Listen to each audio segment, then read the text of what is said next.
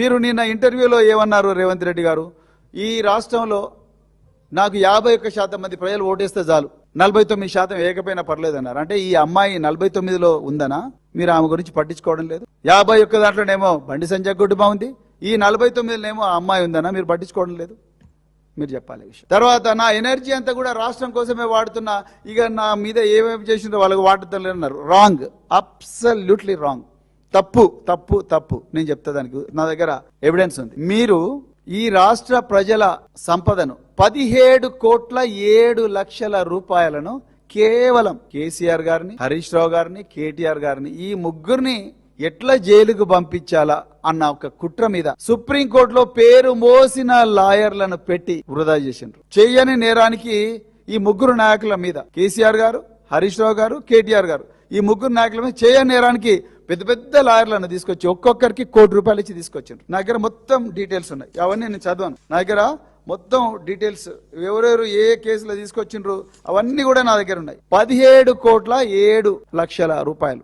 మీ కాంగ్రెస్ ఈ తెలంగాణ ఎమ్మెల్యేల ఓట్లతోనే ఎన్నికై రాజ్యసభలో కూర్చున్న అభిషేక్ మను సింఘ్వి గారికి మీరు ఎన్ని కోట్లు తగిలేసిండ్రో ఇక అది ఎంత తక్కువ మాట్లాడితే అంత బెటర్. 17,07,00,000 రూపాయలు పెద్ద పెద్ద అడ్వకేట్లకు మీరు తగిలేసిండ్రు. దేనికోసం? ఎమ్మెల్యేల ఫిరాయింపులు, లేకపోతే కాళేశ్వరం ఫేక్ కేసు, ఫార్ములా ఈ ఫేక్ కేసు, లేకపోతే పంజాగుట్ట పోలీస్ స్టేషన్ లో హరీష్ రావు గారి మీద పెట్టిన ఫేక్ కేసు, ఫార్ములా ఈలో కేటీఆర్ గారి మీద పెట్టిన ఫేక్ కేసు.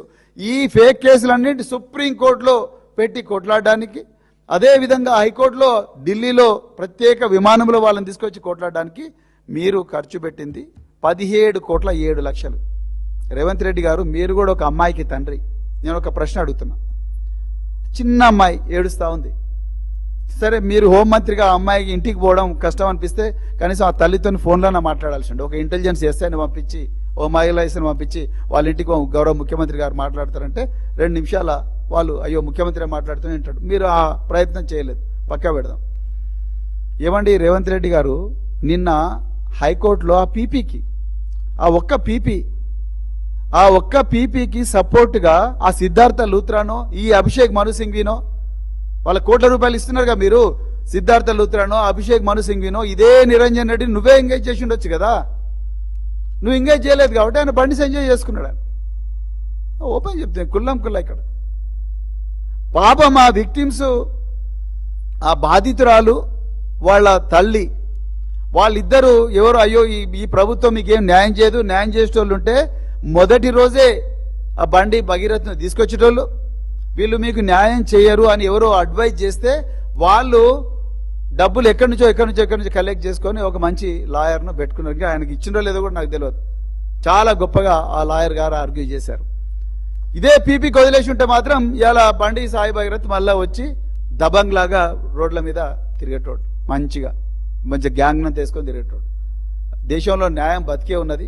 వాళ్ళకు కొంత కామన్ సెన్స్ ఉండి అయ్యో ఒక మంచి లాయర్ని పెట్టుకుంటే బాగుంటది అని అనుకున్నారు కాబట్టి వాళ్ళు ఈరోజు ఇట్లా చేశారు, లేకపోతే ఈ కేసు పోయేది. సో నా ప్రశ్న ఏంటంటే, మీరు బీఆర్ఎస్ నాయకులను జైళ్లలో వేయించడానికి 17,07,00,000 పెట్టినా అన్నారు కదా. ఈ అమ్మాయి కోసం ఒక అడ్వకేట్ జనరల్ ని దింపలేకపోతారు కదా మీరు.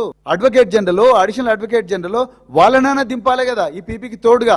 ఎందుకు మీరు ఇంత ఘోరంగా వ్యవహరిస్తున్నారు? మళ్ళీ చెప్పుడు మాత్రం నేను ఇమీడియట్ గా చేసిన, నేను ఇప్పుడే చేస్తా, నాకు సంక్షేమం ముఖ్యం, నాకు ఇవన్నీ తెలియదు, 18 గంటలు రివ్యూ చేస్తున్నా. ఏంది 18 గంటల రివ్యూ? నీ గుండెలో వీళ్ళకు న్యాయం చేయాలని ఇంటెన్షన్ లేకపోతే? పోలీసు వాళ్ళు ఆర్ గవర్నమెంట్ ఎంప్లాయీస్ ఎప్పుడు కూడా సీఎం మనసులో ఏముందనే చూస్తారు. నువ్వు 18 గంటలు రివ్యూ చేసినావా, 180 గంటలు రివ్యూ చేసినావా, లేకపోతే 18,000 గంటలు రివ్యూ చేసినా ఎవ్వరు చూడరు. సీఎం మనసులో ఏముంది?